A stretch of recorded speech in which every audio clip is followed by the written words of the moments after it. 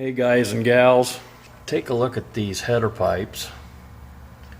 I mean, those are nasty, pitted. See that? I mean, they're pretty bad. Go down here and show you this part of it. This header pipe is off of my 1980 Kawasaki KZ1300. It's a 6-cylinder. Some of you will be familiar with it. And if you'll notice pipe number 6, pipe number 4, I've already cleaned that up. And let me tell you, it took me about 5 minutes using no harsh chemicals whatsoever.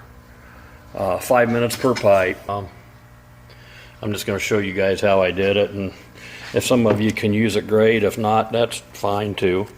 So anyway, here it is. I got out my, I think 3M calls them roll lock discs.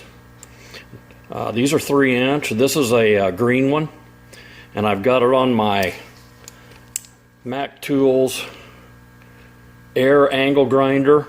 These roll lock discs just twist off.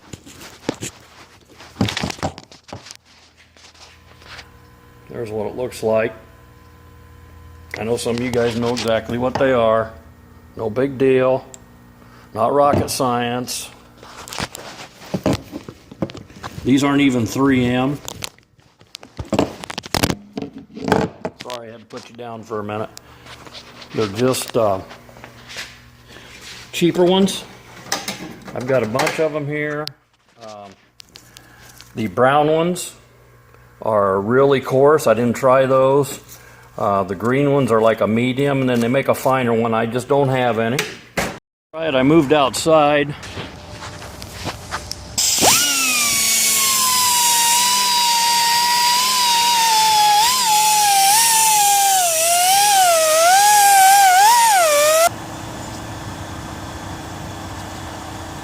I'm gonna try to get you a close up. There we go. There's a pretty good close up. Now you can see the pits in there. You know, we all knew it wasn't gonna do anything about those. But wow, what a difference, right?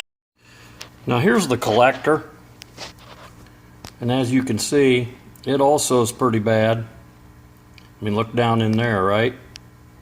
That's pretty bad. So anyway, let's hit this one a little bit.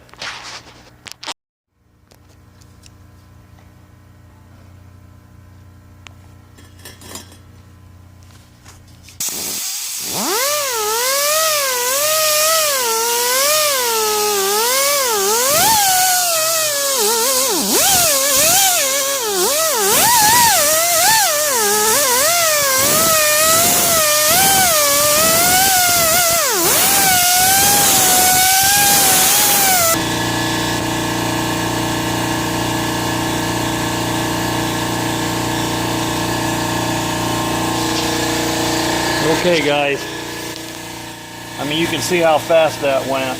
I wasn't really cranking my die grinder. It'll turn 20,000 RPM. I was doing maybe half that. And this kit's about 30 bucks online. I was in Menards buying some bolts and stuff the other day, some machine screws and that. Had to buy a tap and die for a project.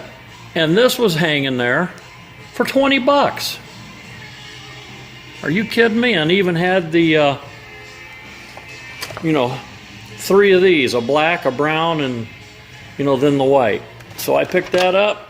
Right beside that, they had this for like 5 bucks because I wanted to try that red, the rouge they call it. So yeah, not a lot of money invested in this deal. And of course, I'll use all this stuff in the future.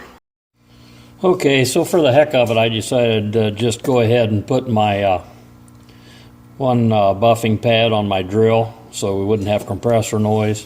I'm using the white abrasive stick.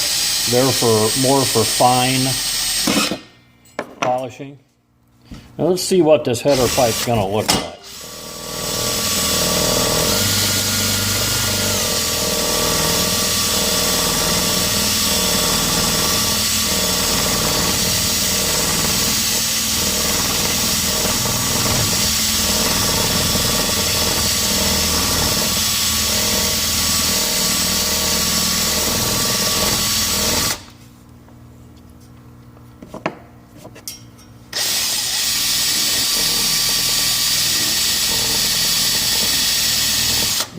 a little more of that monkey snot on there.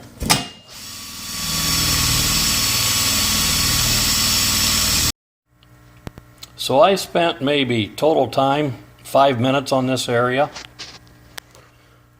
between, you know, the roll-lock disc and the buffing I did, and I would call that good. Again, not perfect. If anybody's going to get up within a foot or two of it and look at it, but from 2 feet away, I mean, you know, right? This is how the chrome exhaust looks after using just the 3-inch roll-lock discs. It gives it that stainless steel look. Now, as you go down here, you can see that this is the chrome, so you can tell the difference. This was chrome too, but after using the roll-lock disc, it just looks like stainless. Now my next step is to polish this, which I will do, and I'll get it looking really close to this chrome. This part right here, I did not use the roll-lock disc. This has some staining on it, and I'll just polish it. But I did use the roll-lock here.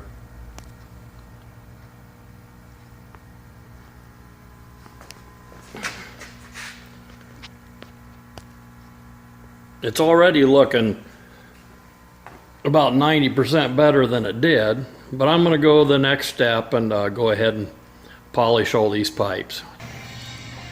The reason I wanted to polish it is because, as you can see here, the difference between just using the roll-lock here and then the finer polish for this, that returns it to look more like the chrome back here, and that's what I was trying to do. That was my goal, to get the rust off and then try to get it to look like decent chrome again.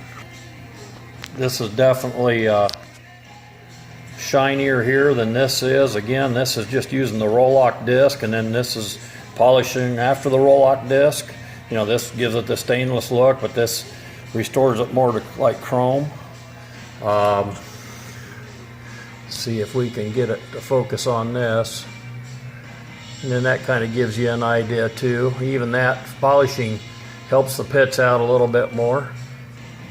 So yeah, it's coming along. I'm figuring, so if I spend a half hour in each pipe getting the rust off and then polishing it, you know, times 6 of those, right? So about 3 hours there. I'm figuring total time with doing the collector and everything, probably around 5 hours. Now, yes, that takes longer than leaving them on the bike and spraying some kind of acid on there. I'm, again, not a fan of that. It's fine if others want to do that, I get it.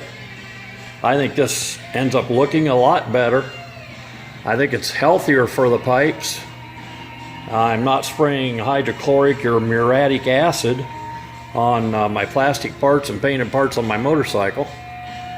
And I know this is going to last a long time again, but the reason is because I'll never ride this in the rain. Folks, pretty much knew this was going to happen. But as soon as I fired it up, let it run for a while, the pipes, of course, turned blue and orange. I mean, we knew that was going to happen, right? But it still looks a whole lot better than having all that nasty rust on it. Plus I don't have to worry so much about it sitting there and rusting more and eventually eating through to where there's holes in it, because those pipes, I caught them in time and they were in darn good shape when I got done. So happy about that.